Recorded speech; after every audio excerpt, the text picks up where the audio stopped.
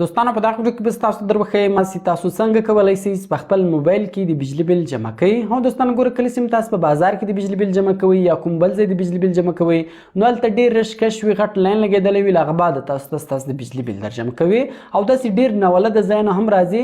کله چې تاسو یو ناولده ځای د بجلی بل جمع کوئ نو هغه له تاسو د هغه روپۍ کارډ کې هغه پیسې کارډ کې خو ستاسې هغه بل نه کړي جمع. نو بیا په نوي میاشت کې دوستانو د هغه زړې میاشتې روپۍ هم راسي او هغه د نوي میاشتې پیسې هم په هغه بل کې راسي. نو داسې ډېرې مسلې په ناولدو ځایو کې راځي. نو په دې ویډیو کې زه تاسو ته یوه ډېره خوندوره طریقه درښیم چې د دغه طریقې په ذریعه سره به تاسې وکولی شئ په خپل موبایل کې د بجلي بل جمع کړئ. په هغه دستي به جمع کېږي، یوه مسله به هم نه کې راځي. نو ویډیو له خپل دوستانو سره خامخا شیر کړئ تر څو هغه هم له دغه طریقې څخه فایده واخلي او د داسې نور ښایسته ښایسته ویډیوګانو لپاره زموږ چینل سبسکرایب کړئ ځکه موږ هره ورځ دغه رقم ښایسته ښایسته ویډیوګانې په خپل چینل کې اپلوډ کوو. نو نور وخت مو نه اخلم، زه د ویډیو په طرف ویډیو شروع کوو.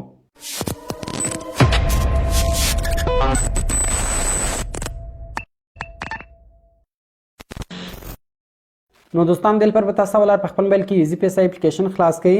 کله چې تاسو په خپل موبایل کې ایزی پی اس آی اپلیکیشن خلاص کړئ نو دغه به سمپل دلته تاسو لوګ ان کړئ. کله چې تاسو ایزی پی اس آی اپلیکیشن لوګ ان کړئ نو ګور دوستان دلته لاندې موږ سره اپشن راځي د بیل پیمنٹ په نامه.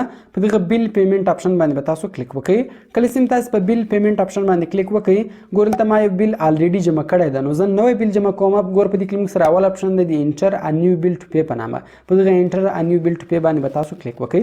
کله چې تاسو په دې باندې کلیک وکړئ دلته ګور تاسو ته تاسو د چش بیل جمع کوئ، الکتریسيټي د بجلی بیل جمع کوئ، ټلیفون بیل جمع کوئ، د ګیس بیل جمع کوئ، د انټرنیټ بیل جمع کوئ، د واټر بیل جمع کوئ، د نادرا پیس جمع کوئ، هر بیل سیم جمع کوئ، د هر شي پیس سیم جمع کوئ. دوستانو هغه تاسو دلته جمع کولای شئ.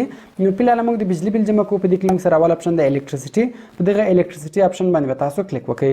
کله چې تاسو په الکتریسيټي اپشن باندې کلیک وکړئ دلته ګور تاسو ته وایي سلیکټ کمپنی، وایي تاسو د کومې کمپنۍ بیل جمع کوئ. دوستانو د کمپنۍ د معلومولو لپاره اسانه طریقه دا ده هغه کوم بیل تاسو جمع کوئ هغه بیل به در واخلئ، د هغه بیل په کونج باندې به د هغې کمپنۍ لوګو وي. اوس د کوټې بیلانس دی هغه په کیو ای اس سی او کې جمع کیږي، یعنی کویټا الکتریک سپلای کمپنی.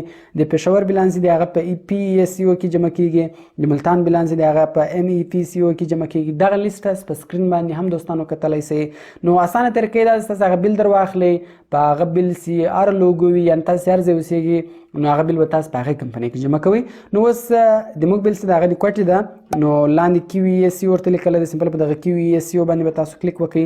دلته ګوره وایي انټر ریفرنس نمبر، دلته به اوس تاسو 14 عدد د ریفرنس نمبر کې ولیکئ. په بیل کې به دوستانو په انګلیش کې ریفرنس نمبر ورته لیکلی وي او په اردو کې به حواله نمبر ورته لیکلی وي. نو دلته به سمپل تاسو د خپل بیل ریفرنس نمبر کې ولیکئ. نو زه راځم د خپل بیل ریفرنس نمبر کې لیکم.